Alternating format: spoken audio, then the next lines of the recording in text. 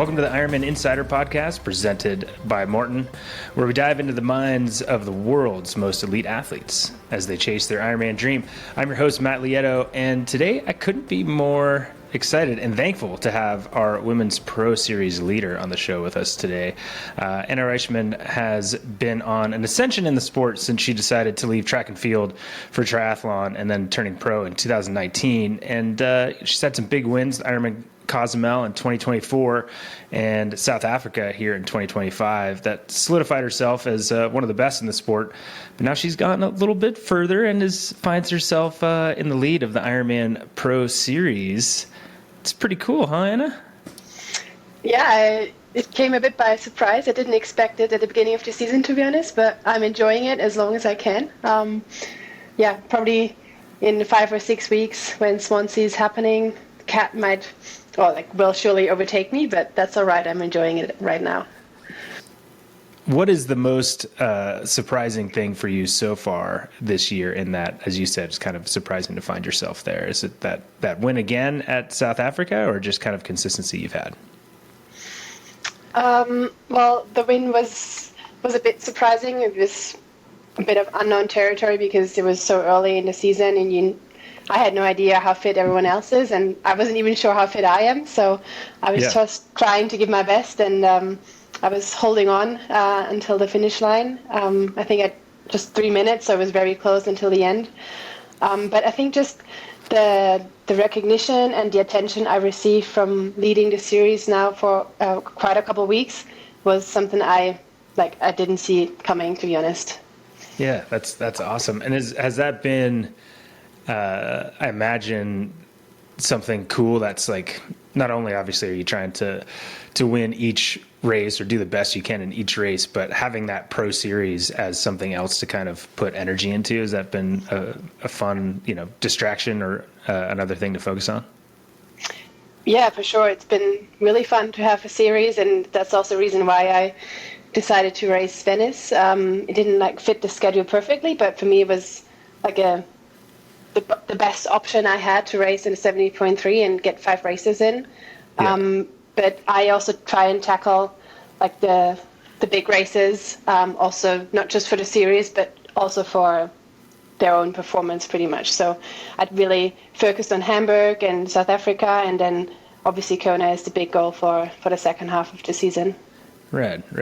And I want to talk about some of those races specifically, but first off, I think there's so many different stories in triathlon, and obviously having such an international field that we have in the Pro Series, it's sometimes the stories kind of get lost a little bit. I think you have kind of an interesting background as far as how elite of a track and field runner you were up until, was it 2016? Is that right? Pretty much until 2016, and then I transitioned to triathlon. I wasn't as elite as someone like Chelsea or Emma Palland, so I was a bit slower than they were, but I was competitive, racing on a national level and at the European cross-country championships twice. And but I had a lot of injuries at the end of the running career, and when a runner gets injured, the runner goes into the pool and swims and on a bike and rides the bike to stay fit. And that's what I did. And then I thought, why not give triathlon a shot? It's been in my family for a long time. And so far I've just pushed it away and focused on running. But it felt right to give it a shot. And then I really enjoyed it. I was a bit surprised by that, to be honest, because running I enjoyed the feeling when the race went well. But during the race, I never really enjoyed it. And in triathlon, I just had so much fun during the race that I was really surprised that just racing, even though it's hard and it's painful, it can actually be quite fun. Oh, that's so cool. Yeah, I mean, because what were you racing? Were you racing the 5K? Is that right? What was your specialty? Yeah, I raced 800 meters to the 5K. And steeplechase, sometimes I didn't have a special discipline. I just tried everything a little bit.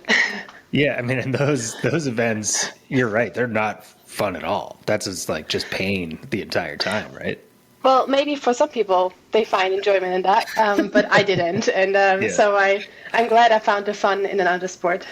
Yeah, no, that's so cool and such a, you know, serendipitous way or whatever to kind of get into the sport that is actually, the one that's showing your best abilities is from a place of like disappointment and just trying to get through recovering from an injury, right? Like you're never in a great spot when you're going to the other things you have to do that aren't the thing that you're trying to do. Was there ever a time you think where you said your family was into triathlon, where they were like kind of hoping that you were going to transfer over? No, I don't think so. Well, my siblings and I always have been, just enjoying sports, different kind of sports, and my parents and like the bigger family, also my grandparents and uncles and aunts and so on, also came to spectate when I was running or to soccer games of my brother. But yeah, my grandpa did triathlon, so there are a couple of pictures where I'm a baby and just on a local triathlon with my grandma, and we're just waiting until my granddad has finished. So I've been part of triathlon, or triathlon has been part of me for quite a while, and then it just took a longer time until I participated myself. Yeah, that's great. Is it do you get the family out to come watch you at some of your big races? Grandpa? Yeah, I'm bringing a lot of people to Kona this year.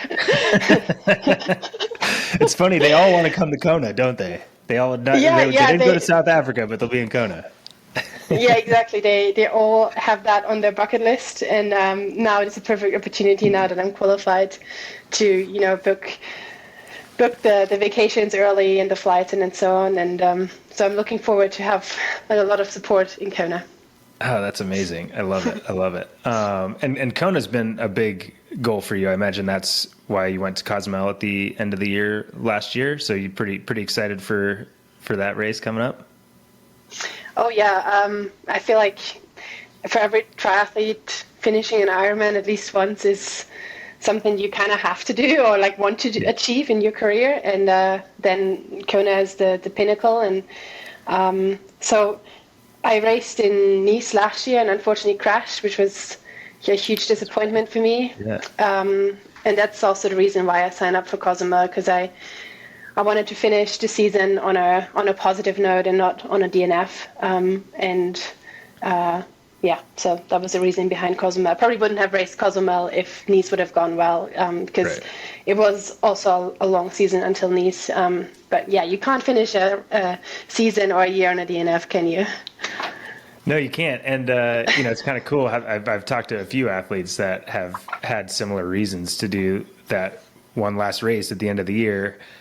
And it turns out it comes out sometimes to be a breakthrough race. You get that success where maybe you weren't expecting it.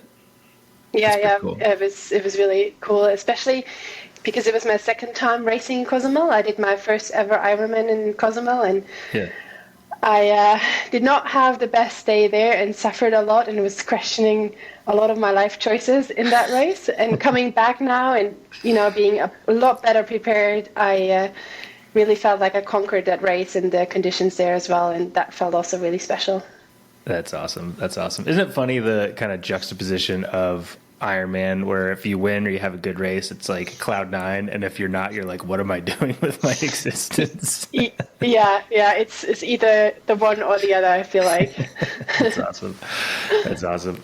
It's so cool to see. And I was able to commentate your race in South Africa this year and watch that, and that was a amazing performance and a great race. And like you said, it was tight. Some of those out and backs, I was like, oh man, they're really eyeballing each other. It was a real deal race. So cool to be able to see that and that breakthrough for you, among the other things that we're talking about. But is it at all difficult?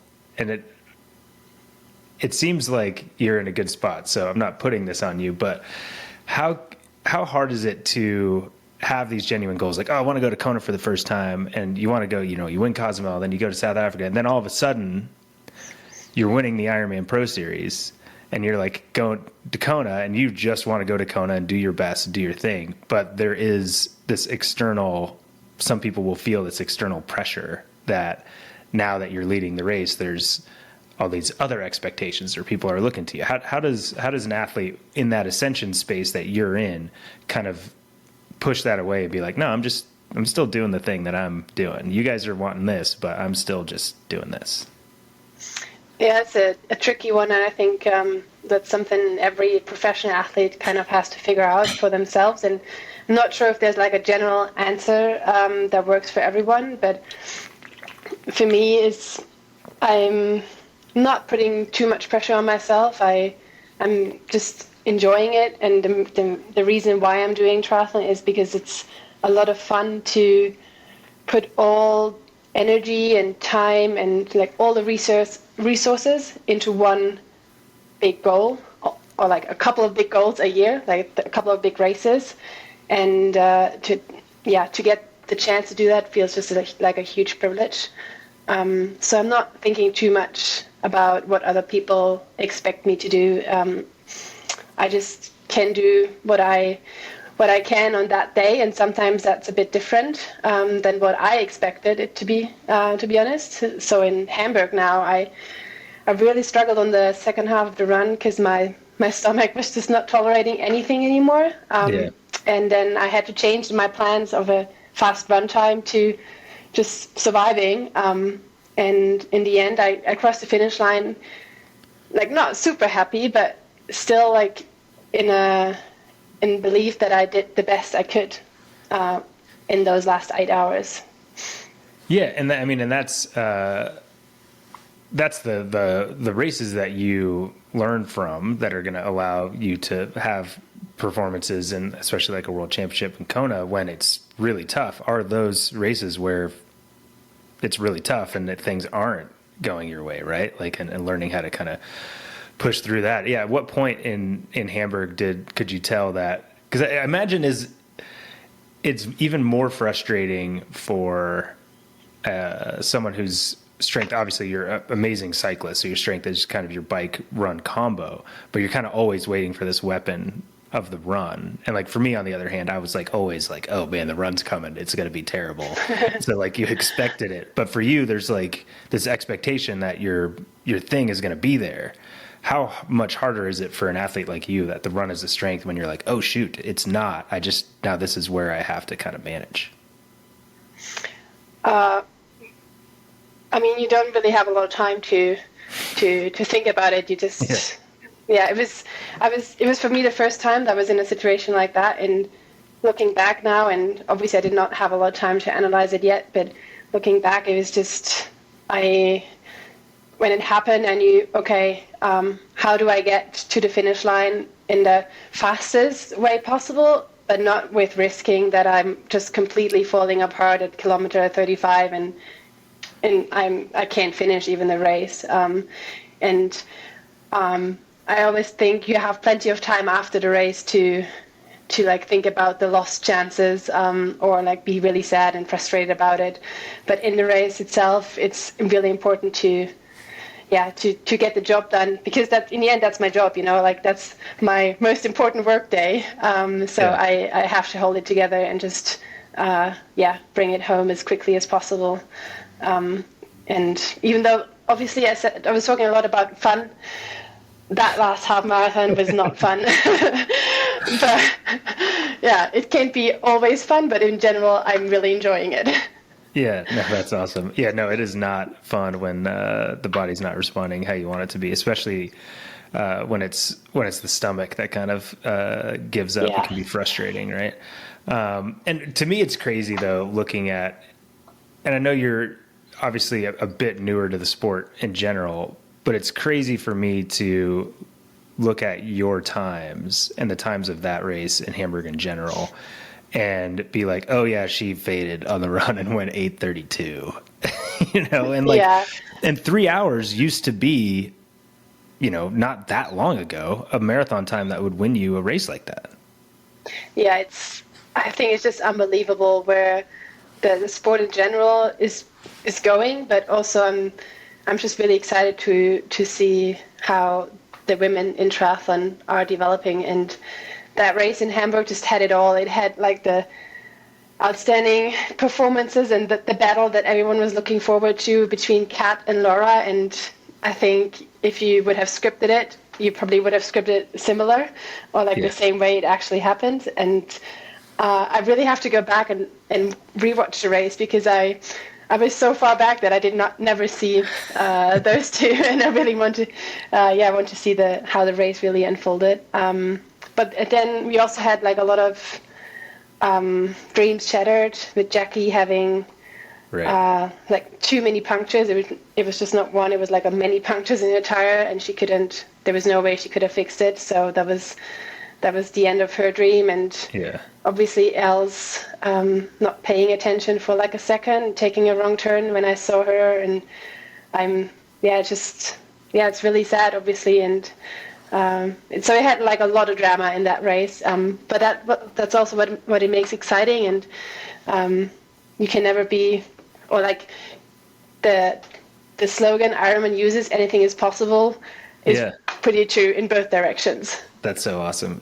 I love that you said that, because you're right. That race really did have it all. And I read Elsa's post, and that really is heartbreaking, right? And especially because she's like, I did that. It's my responsibility. Like, it's that it's heartbreaking to take that away. Was it a just because I didn't see your details, was it just a nondescript zone where it was like confusing, or was it like, that's the hard part, is that if you're like if you're bonked at all, you're for a second, like it's really hard to have all the focus when you're putting that kind of energy in an Ironman, right? Yeah, I think like the last 2 laps, you couldn't go wrong because there were so many people on course, but obviously it happened in the first lap, and we were only very few athletes on course. Well, 5, to be honest. And I did a lot of course recce the days before to be sure where the course is going, and that was like at the point where we had an out and back, and that was like on a 360 turn. And I think that was, if you weren't aware, it was like not easy to miss, but I can see that you miss it. Sure. Yeah. So and as you said, like if you're focused but already a bit tired and just right off the bike, there's so many things happening you have to pay attention to, and suddenly you unfortunately miss part of the course. No, and it's funny, and people underestimate that happening, and that's, I had a race that I had done literally like 8 times, and you could do it in my sleep, and there was this right hand turn and a straight, like to go straight, there were all these people and friends of mine spectating, and I literally ran through them and like put them out of my way so I could run straight, and they're like, "Matt, what are you doing?" And I'm like, "Oh yeah, that's weird, like this is something I've done all the time." But I was thinking about the guy that was running on my shoulder and trying to drop him or whatever it is, right? Like that's the thing. It gets difficult, and that's why it's so heartbreaking to see Elle's in that space, and she's just kind of that personality that we all, nobody wants to see her not have success. So that's brutal. But yeah, I mean, to your point, the upsides of that, or the other side of that coin, and that race up front was great. Like, did you think that you'd have to go an 8:03 to win Hamburg? Like, that's pretty fast. Yeah, but I was anticipating a very fast race, to be honest, with Kat obviously coming right off a world record, Laura, the world champ. And I mean, Solveig, that was phenomenal as well. I raced her in Venice, and she had a very fast race there. And she's a Norwegian, so all the Norwegians who give Ironman a go are good at it. So I was expecting a very good performance from her too. And but to be that good and that fast, that was really incredible. That's awesome. And and I think it's cool. And the reason I'm asking you more of these questions is because you clearly respect what the other athletes are doing, and it's clearly an inspiration for you, and it's like, okay, this is where we can go, and like it gives you strength, because I think some people can be put off by it, be like, oh man, they're at this level that I can never get there, where like when I had those experiences, I'm like, oh man, that's crazy, look at how fast they're going. Like that means that there's something more that we all can do, right?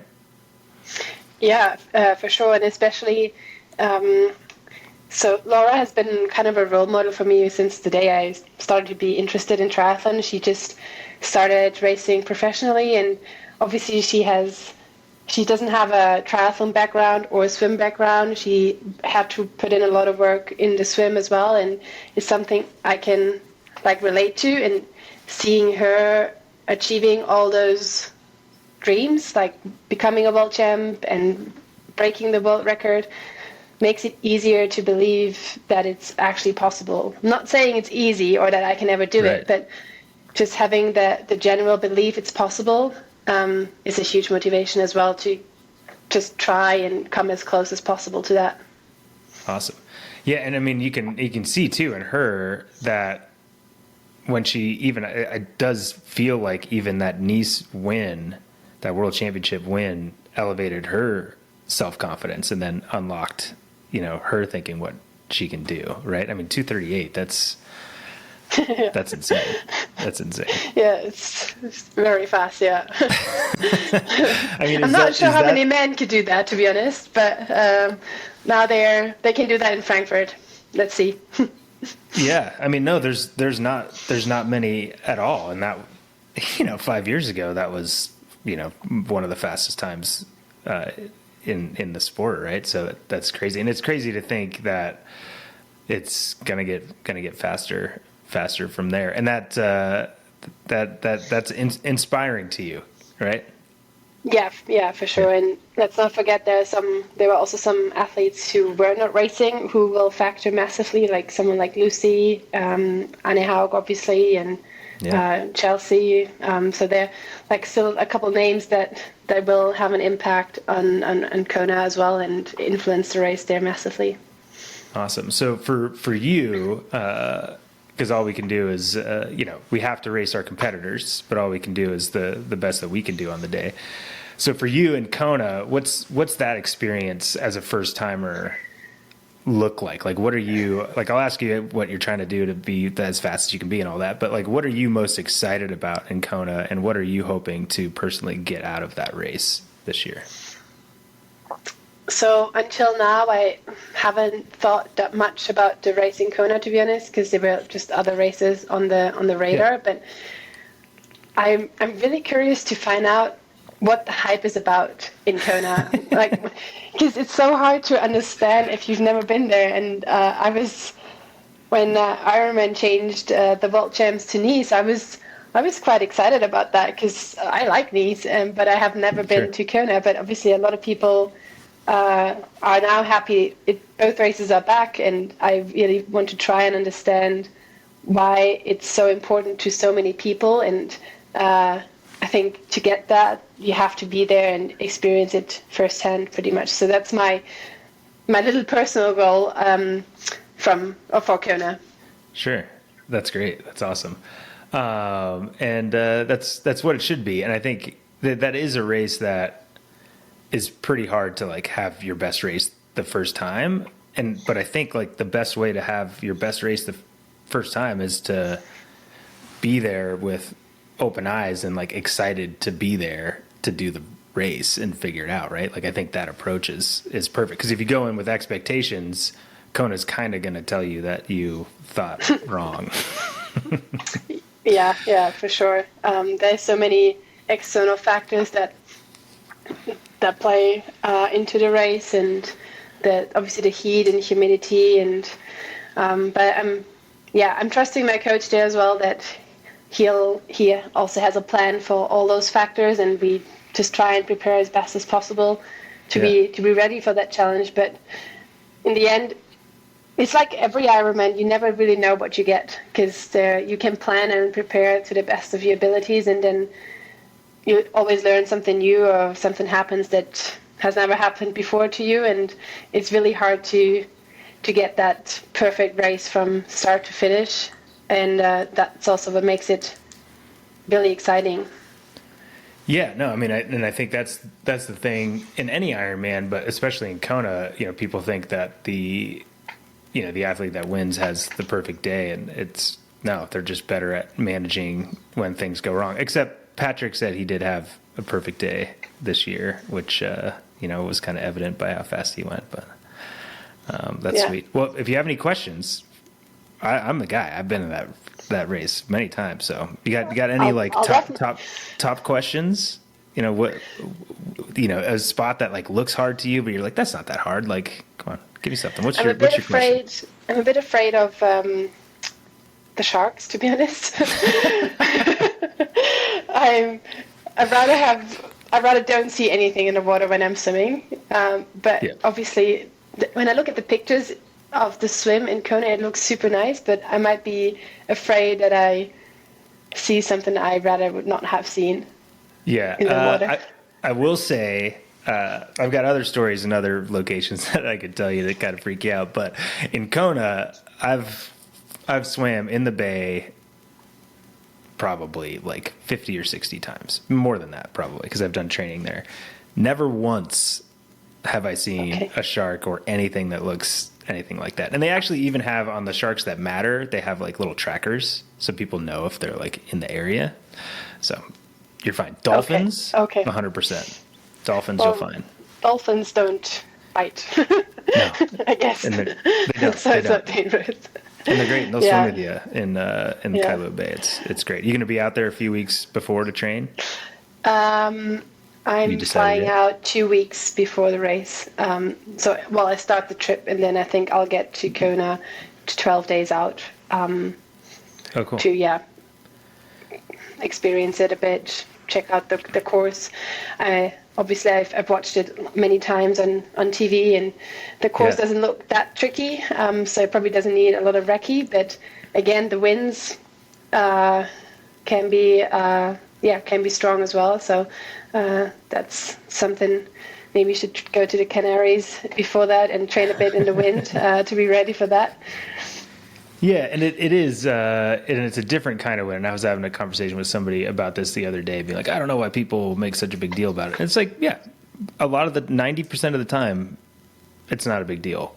But the other 10% of the time, it's something that you need to have experience at. So like that's would be my recommendation, is in those 2 weeks, just getting to those further sections of the course as much as you can at that time of day in different conditions, right? So you can like feel it and be like, oh, okay, this is what they mean when it's when they say they win. And the only other piece of advice is secret. But it's not going to be a secret after this. Is more for pre-race. If you want to swim with the dolphins, people think I'm crazy, but it's totally true and it works every time. Wednesday mornings in Kona, they're always there. I promise you, it's like clockwork. They're always there on Wednesdays, and prove me wrong, but... Do you have a time? No, usually between like 8, like if you're there from like 8 to 9 or whatever, you'll see dolphins on Wednesday for sure. All right, you know where to find me on Wednesdays between 8 and 9 then. That's awesome. And everybody else now that's listening, it's gonna be a good one. That's awesome. Excited to see you move forward there. And so you've got some time with the remainder of your season to prepare for Kona and the rest of your races that you have on the calendar. What are the rest of the races that you're doing this year? Not that many, to be honest. I decided that I need a break because it's been quite a tough last 12 months. I've prepared for 5 full distance races in the last year. I finished only 4, but did all the training, and I'm just tired. So I'm taking a little bit of a break, maybe 2 weeks, maybe 3 weeks, I don't know yet, and then start to build just the volume up again, and maybe focus a little bit on the details as well, that sometimes get a bit lost when you try to get like all the race specific sessions in for an Ironman. And then I'm just doing 70.3 Zadamsee in Austria. Okay. At the end of August, and then Kona, and then maybe Marbella as well. Awesome. Yeah, I mean it's funny. I think people look at professional triathletes' calendar from like the year like 2023, 2024, 2025, and it's like, oh no, like that's not really how it works with like the body. And when you're racing and like looking at you, like you just did Cozumel not that long before you did South Africa, so like you never you didn't really have much of an off season in the last little bit, have you? Well, I took December off, but then went pretty soon back into like a kind of serious or big training block to be ready for South Africa. And I always say like 20 hours of training is totally fine a week, but it's the 5 or 7 hours that come on top of it that really make you fatigued and tired, not just physically, but also mentally, to push yourself and to get out of bed and go to the pool, even though your body just tired. So yeah, I feel like it's quite hard to keep that focus on all year round. So this break it's obviously also for my body, but also for my mind to switch off, like visit family, go out with friends, and not pay attention what time I go to bed. Right. So it's quite nice to have a bit of a relaxed time now. That's awesome. And when you do a break like that, is that like you're not doing anything, or you're still kind of moving the body a little bit to make sure you've got some movement? Well, I haven't moved today. I went to the grocery store. That was about it. At least I walked, but that was about it. I think the next few days will be very limited movement because Hamburg was 2 days ago. And then I just go by feel. I have a nice swim group here, so maybe I'll go for a swim. If the weather is nice, I jump on my bike to do a ride, coffee ride. But if I don't feel like it, then there's no guilty feelings of just staying home and watch TV or something like that. That's awesome. And I also have like a very long to-do list, if I'm honest, because everything that came up, I was just, okay, after Hamburg. Yeah. So I have to do that now. You've got some admin to take care of. Yeah, exactly. That's also part of it. Yeah, that's awesome. And to me, I'm really impressed with, especially for how long you've been in the sport and kind of at the top level. Obviously you have well thought out intentions yourself, but obviously a great team around you. Because I think a lot of people that would find themselves in the situation that you're in, leading the Ironman Pro Series with, the caliber of athletes that are around you, they'd be like chasing tail or panicking or being like, okay, this is what we got to do. We got to keep things rolling. But you're like, nope, that's great. And we're going to continue to like do our best there. But for me to be the best, I want to be in this race in Kona. Like I need to take a break. And I think there's a lot of athletes that can kind of get spun out on the momentum of always doing more. I think we have this attitude in triathlon that the more you do, the better you're going to be. But it's like, no, to an extent, but it's got to be, the doing has to be intentional, right? Yeah. And I'm also sometimes a bit like that, to be honest. And I tend to get carried away to do sometimes more races and do like a little, for example, the race in Venice. I missed out on a lot of points there, so it would make sense maybe to do Swansea. But I made a promise at the beginning of the year, and I said, okay, I'm doing the series, but I'm not risking the big goal of Kona by trying to chase many more races and many more points. If something doesn't go perfect, then that's okay. I want to be ready in Kona, and for that I have to take it a bit easier in June, and then have enough time to get myself ready, but also the equipment and everything to be in like the best possible shape in Kona. It's obviously also a bit of a risk, because if you put everything on just one race, then if something goes wrong there, then that's not great. But that's also something which makes professional sports exciting. If you want to have security, then just don't do professional sports. I think that's well said. But I do think, and obviously we're just in the second year of the Ironman Pro Series, but I think if you actually want to finish kind of in that top 5 or in that podium or possibly win the Ironman Pro Series, you have to have that attitude, right? Like if you're chasing, then you're never going to have the big races and get the actual big points that matter. Yes, you could be consistent if you want to be in the top 10 or top 15 or top 20, yes, do as many races as you can, get as many points, and be as consistent as possible. But yeah, you chasing a 70.3 now and not giving yourself that break, that could be 10 minutes in Kona, and we know how many points that is, right? Like those points come quick. And it seems like the way your season is dialed in, that you do have, your bailout race, or the chance for you to get Venezia Solo off the table, is that Marbella at the end of the year, right? Yeah. I was very relieved when I got the slot for Marbella. I was really early at the award ceremony to not miss out on the on the slot allocation, because I really wanted to have that slot and have like kind of a backup. But then, if I really smash myself in Kona, I'm not sure in what kind of shape I'll be in Marbella. But I think that's a problem, like a lot of people have who racing the series, and that's, we'll see how it develops, but it's always nice to have a slot for 70.3 Worlds, and I've had great experiences racing the 70.3 World Championships, not last year, but because I wasn't racing, but like all the years before, it was always my highlight of the year. Awesome. So it's always really cool. And is it 5 weeks out? 4 weeks out? Something like 4 that? or 5, no, 4 weeks.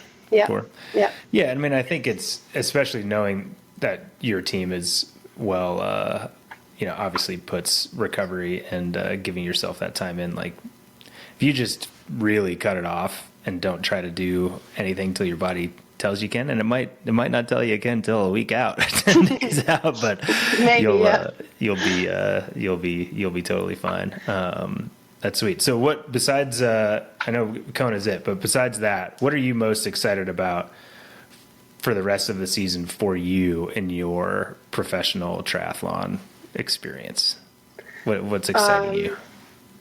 Yeah, as I said before, like I'm really excited to experience the Kona hype and the race there and the challenges I have no idea about right now, and how I tackle those challenges, and hopefully get a bit of a redemption from these, because I feel like the chapter of competing and finishing in the Ironman World Championships is still open for me, and I want to do well to put the whole Nice experience, or like not experience in general, because I like my time in Nice, but obviously the end of my race wasn't the best. Just be happy with that as well. Yeah. You'll come to peace with it, I think is what you say. I was just lacking the words. Yeah, I think that's right. And I will say the only thing, be ready. It's going to be a little bit different this time, because you're not going to be under the radar. You're going to get to do I get to talk to you before the race. We do all the interviews, all the hype. Like, that is part of Kona too, right? Like, it's all that attention and that stuff. Do you think I should come earlier in 12 days? You'll be fine. I get you the week of the race, but there's it's that race week it's pretty cool, especially for an athlete like you in that space. Like, it'll be fun. Yeah, it's not. I mean, obviously it takes a bit time away, but all those activities during race week are also just exciting for us athletes, because we enjoy the attention we receive, and like all the media, and obviously we also make a living from it. So it's not just work, it's also enjoyment to have those activities during race week. And from what I've heard, it's extra special to have that in Kona. Yeah, no, it is. And my bosses are going to get upset with me for saying this, but more insider information for you, because it's your first time. Do your best, because you'll see, like, if you see the athletes that have been there and the athletes that are kind of always getting that attention, they'll do a really good job of, there's certain days you just have to be out doing stuff, right? But they do a very good job of being like, you know what, from this day on, I'm done. Or on like Tuesday or like whatever, like give yourself days or some time where you're like, I'm going to make sure I'm not going to say yes to a last minute thing or this thing then, so that you're actually like taking care of yourself. And you can have like the experience in Kona is that, but it's also your whole family that's coming out to to watch you and like hanging out with them, and like you don't want to have to sacrifice any time with that experience either, you know. Yeah, but we all staying a couple of days longer, so Oh, cool. we get to do that hangout part after the race as well.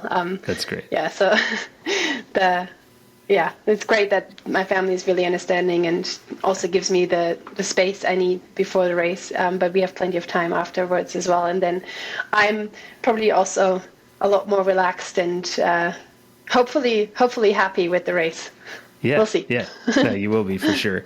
Well, I'm excited to have some pre-race interviews with you in Kona, but we'll say I know you drove 11 hours yesterday after doing an Ironman, and you were kind enough to sit down and chat with me, so I appreciate that very much.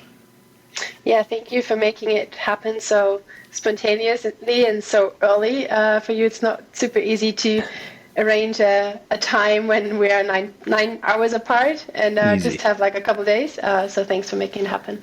Yeah, no, of course. Thanks so much. And best of, well, you don't need any luck, but enjoy that recovery period you've got coming. Thank you. Oh, that's so awesome. I love chatting to Anna. You know, I haven't had an opportunity to do so directly outside of, commentating post-race interviews. So it's great to get a little chance to see a little more of her personality one-on-one, and love how like calm and composed she is about where she's at and kind of taking it all in stride, and, you know, being humble as well, knowing that, you know, there's a lot more racing to go and that her staying on the top is going to be a challenge, and Kat's in a good position to, you know, overtake her with more points because Anna has more scores than Kat does. So the things are going to catch up when that switches around, but love seeing her attitude about that. And I have no doubt that she's going to stay in the very, very high end of that series, just with the types of races she's done. The fact that, as she said, she has some points to make up from Venezia Solo at the end of the season. So love seeing her, and more importantly, and obviously the Ironman Pro Series is great, but the fact that she's still performing at this high level on those individual races is huge. Love seeing that from her. And, you know, she spoke a little about the fact that race was crazy in Hamburg, and I'll just say it was crazy. And Laura Phillip with a time of 8:03.13 and Kat Matthews 8:05.13, total battle to get those women to that point, with 2:38 marathon winning that race. And I don't know that I saw a sub 2:40 coming at that race or anytime this year really on the women's field. So that was amazing to see, and awesome to see those women really charging at the front of that race and really just breaking down barriers for what we've kind of expect in the sport or thought was possible. So that's great. And that changes up the Ironman Pro Series a little bit with or a lot of bit, I should say, with some big moves, with Kat Matthews moving into second place with that score. She's not quite at a perfect score, but 98.80 for the two races that she has, right behind Anna at 10.60. Then Danielle Lewis, who also raced in Hamburg, had a good race. Maybe not her best race, but a consistent enough race to get her up into third place. So that's your women's podium right now in the Ironman Pro Series. Is Anne Reischmann, Kat Matthews, Danielle Lewis. And then the men have had an off period, so standings remain the same since the last time we chatted or you listened to me. And that's Christian Blumenfeld in first place, with Jonas Schoenberg in second and Leon Chevalier in third. He's got some more scores than those two above him, so Casper Starnes is kind of more in the driver's seat in that battle, in fourth place, just behind Leon. So it's shaping up, starting to shape up. The season's come together, and I'd love to see it, and excited to see what else is coming down as far as the racing goes and where these points end up. And to stay across all the latest as far as the points go with the Ironman and Ironman Pro Series news, follow at Ironman Try on Instagram, and check out proseries.ironman.com for standings, athlete bios, episodes of A Fighting Chance, replays of the races, and much, much more. And we'll have to, as always, thank our wonderful presenting sponsor, Maurten, the official sports performance nutrition partner of the Ironman Global Series, for supporting us in the IRONMAN Insider podcast. Couldn't do it without Maurten, and be sure to enjoy their products out on race course when you're out there racing. And if you enjoyed today's conversation, please like, share, and subscribe wherever you listen to this podcast. And if you're sitting on the trainer, you can also watch the podcast as a video on our Ironman Triathlon YouTube channel. Thanks so much for joining us on the IRONMAN Insider podcast presented by Maurten. Be sure to keep an eye on this space for more great conversations with all the awesome personalities we have in this sport. I'm Matt Lieto, and thank you so much for tuning in.